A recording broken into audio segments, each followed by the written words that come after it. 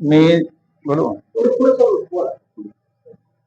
मी साहेबराव हाके आज पत्रकार परिषद घेण्याचं कारण अतुल बळवंत हाके आणि विद्या नितेश हाके हे दोन्ही संगनमत करून विचार करून मी बाहेरगावी असताना रानात येणे, आमच्या बायकोला काहीतरी भांडण करण्यासाठी प्रयत्न करणे, जेसीबी आणणे, ट्रॅक्टर आणणे, हे जे काय करतोय उद्योग, ह्याला फक्त आमच्याकडून भांडण करून घ्यायचं आणि प्रशासनाला दाखवायचं आहे की मी माझ्या रानात येतोय आणि मला हे अडवणूक करतात.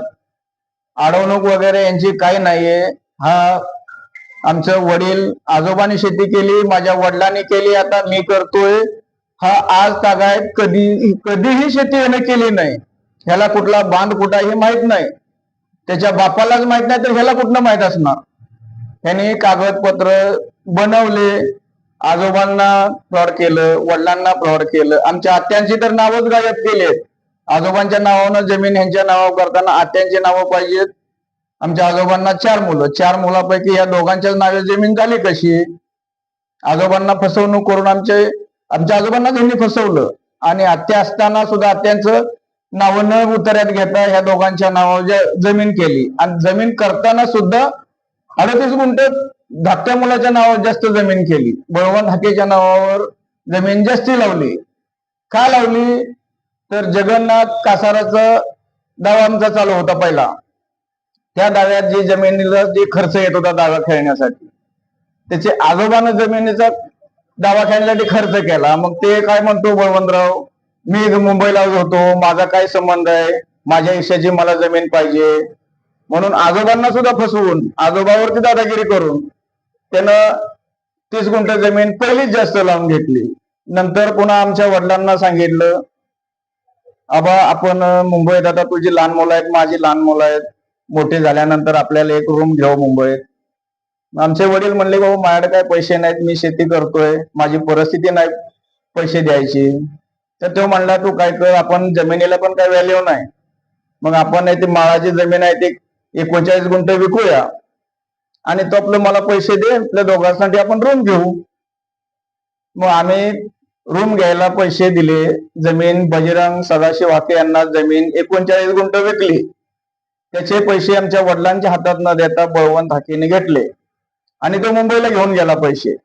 पैसे मुंबईला नेले आणि रूमला घेतले. म्हणला फोन करून सांगितलं, त्यावेळेस पत्र व्यवहार व्हायचे, त्यावेळेस फोनचं काय एवढं जास्त नव्हतं. टपाल पाठवून त्यानं सांगितलं, आबा मी रूम घेतलाय आणि पुन्हा तुला कधी वेळ मिळेल त्यावेळेस तू रूम बघायला ये. मग रूम आमचं वडील गेले तर रूम बघितला. हा सिंगलचं पत्र्याचं झोपडं घेतलं होतं यानं. ते झोपडं घेतलं. पुन्हा नंतर आम्ही 9वी 10वीला गेल्यानंतर आम्हाला पण वाटायचं होतं की आपण मुंबईला जाऊया, आपण काहीतरी कामाधंद्याचं बघूया. वडिलांची परिस्थिती अशी आहे, इथं शेती पिकत नाही, पाणी नाही. आम्ही मुंबईला गेलो असताना आम्ही तिथं 2-3 वर्ष आम्ही राहिलो त्या रूम मध्ये, चुलत्यासोबतच राहिलो. आणि नंतर आम्ही ते जमिनीचा विषय काढला की आपण आम्हाला रूम जमीन विकून पैसे तुम्हाला दिले, मग ते आम्हाला रूमचं कसं काय करताय, मग दोघात रूम आहे. मग हे चुलतीच्या लक्षात आल्यानंतर, आमच्या सिंधुताई बळवंत हाके यांच्या लक्षात आल्यानंतर तिनं तिचा भाऊ दादा एकनाथ अनोशे पंच यांचं संगनमतानं विचार करून यांनी रातोरात यांनी जमीन ते रूम विकून टाकला आणि आम्हाला त्या चालू राहत्या रूम मधून आम्हाला बाहेर हाकलून दिलं की तुमचा इथं काही संबंध नाही, तुमची जमीन विकली, काय विकलं ते तुम्ही आम्हाला माहित नाही, हे खोली आमच्या नावावर आहे, तुम्ही इथं पुन्हा यायचं नाही. सकाळी 8:30 वाजता सिंधुताईनं, चुलता आमचं कामावर गेला तर सिंधुबाईनं आम्हाला घरातून बाहेर काढलं. बिगर जेवता उपाशी पोटी आम्हाला तिनं घरातून बाहेर हाकललं की तुमचा इथं पुन्हा यायचा संबंध नाही, तुम्ही इथं पाय ठेवायचा नाही, हे रूम आमचं आहे, जमीन बिमीन विकलेली आम्हाला काही माहित नाही. पैसे तर नेले आमच्याकडनं जमीन विकून वडिलांच्याकडनं. आणि हा आता सध्या म्हणतो उतारा माझे, उतारा तुझे आहेत बरोबर आहे, पण ते उतारा सगळे तू काय कशा पद्धतीने बनवलेस त्याची चौकशी आम्ही करतोय. ते मागून पाक पूर्ण उतारा तुझं काय असेल ते रेकॉर्ड काढायचं चालू आहे.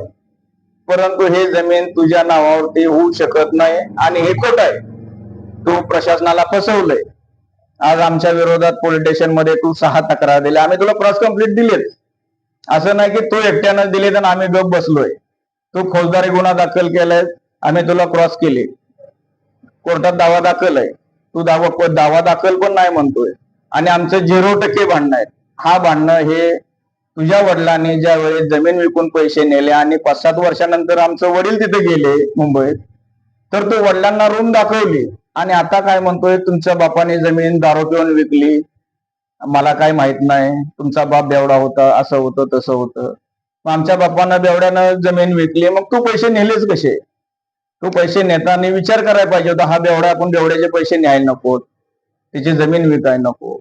तू जमीन विकून पैसे घेऊन गेला, रूम देतो म्हणला, रूम देत नाहीस, आम्ही तुला तर जमिनीत कसं येऊ देणार आहे? आमची 1 एकर जमीन दे, 39 गुंठ जमीन दे, नसेल तर आम्हाला तू रूम दे. तुला जमीन द्यायला आमचं बंधन नाही, पण आमचं 39 गुंठ जमीन आम्हाला तू द्यावी, नसेल तर आम्हाला रूम द्यावे. तू आम्हाला तू स्वतः तुझ्या वडिलांनी आईनी त्या रूम मध्ये मी स्वतः 3 वर्ष राहिलोय आणि तुम्ही आता काय म्हणताय, तुझा बाप दारू पिऊन जमीन विकली, आम्हाला माहित. त्याच्यामुळं हा सगळा हा फ्रॉड पोरगा आहे. त्याचं हा सगळं ह्याच्या नावावरती उतारा निघाल्यामुळे हा सगळ्या प्रशासनाला बदनाम करतोय, आम्हाला बदनाम करतोय, आमच्या परिवाराला. आज माझा भाऊ मुंबईला राहतो, भावाचा मुलगा मुंबईत राहतो आणि त्यांची सुद्धा नाव आज पत्रकार परिषद घेऊन देतोय. म्हणजे हा किती नालायक माणूस आहे. परीक्षा चालू आहे, खालच्या लेवलचा हा माणूस आहे. आणि हा माळकरी प्रवचनकार आहे आणि हे काळे धंदे करतोय. हा हे काळे धंदे याचे हे सगळे दाखवायचे एक आहेत आणि करायचे दुसरे. कारण याला फक्त लोकांना दाखवायचं आहे मी किती हुशार आहे, मी इंजिनियर आहे. हा इंजिनियरच्या लायकीचा नसून हा फक्त बंटी बबलीच्या लेवलचा माणूस आहे. हा खोटं बोलणं, समोरच्याला कसं फसवणूक करणं, त्यांच्यावरती महिला मोहर घालायच्या, त्यांच्यावर महिला आयोगला लादायचा. 2-2दा महिला आयोगाचे आम्हाला नोटीस आले. आज त्या मुलीचं वय 19-20, माझे आज 49 वय आहे आणि आज माझ्यावर हे जे जमिनीच्या वादाच्या संदर्भात असताना हे दुसरेच गुन्हे दाखल करतोय. हा महिला आयोगाचा काही विषय नसताना वाद जमिनीचा आणि महिला आयोगाचा इश्यू मध्ये घालून मला बदनाम करणं, मला अडकावणं हा यांचा प्लॅन आहे आणि हा काय प्लॅन बरोबर नाही. आणि हे जे काय करतोय हे पोलिसांना बदनाम, सर्व सिस्टमला जो बदनाम करतोय हे चुकीचं आहे. आणि ज्या या सिस्टमने याची गंभीर दखल घ्यावी आणि त्याला बोलवताना आम्हाला पण बोलवावं.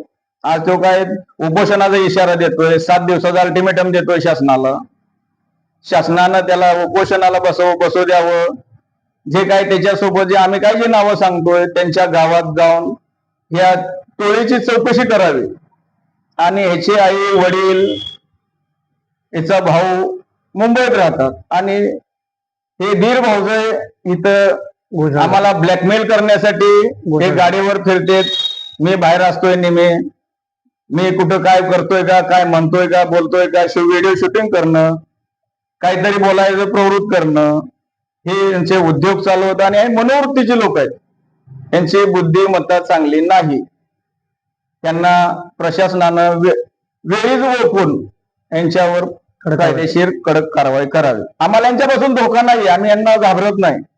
आम्हाला यांनी धोका पोचवला तरी चालतोय, कारण आम्ही खरं बोलतोय.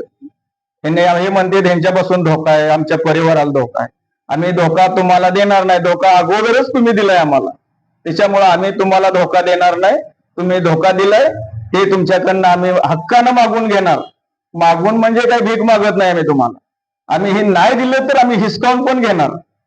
आम्ही तुमच्याकडनं भीक म्हणून कुठलीही गोष्ट घेणार नाही. आमच्या हक्काचं आहे, हक्काचंच घेणार आम्ही.